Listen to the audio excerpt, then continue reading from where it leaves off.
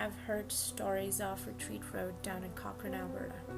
They have a monastery there, robes and everything, but their real claim to fame is the massive statue of Christ being crucified in the woods.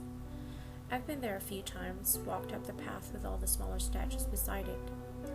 There was a baby, a group of people reaching towards Jesus, all those things, finally culminating in this 20-foot tall cross with Jesus hanging from it. What gets a lot of people, though, is that Jesus is weeping. Nobody can seem to figure out why. Weeping is not the action of a Lord and Savior. Never. Unthinkable. I've been there a few times during the day. It's an interesting walk, even for an atheist like myself. It is still awe-inspiring. I happened to notice the lights, though, beneath all the statues. I asked around, and they told me that they do light the path at night.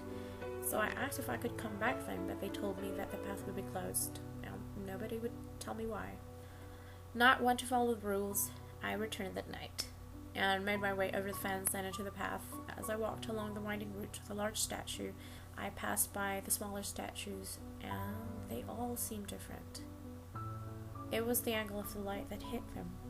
The statue of the baby, its eyes were all sunken in, and the shadows seemed to make its fingers end in claws.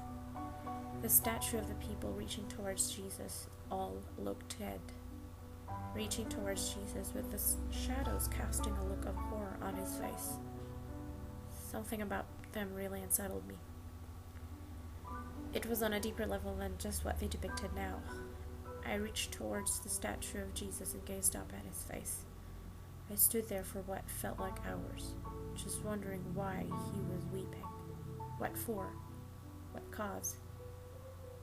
I heard the whispers and rustlings of the trees all around me before I saw anything.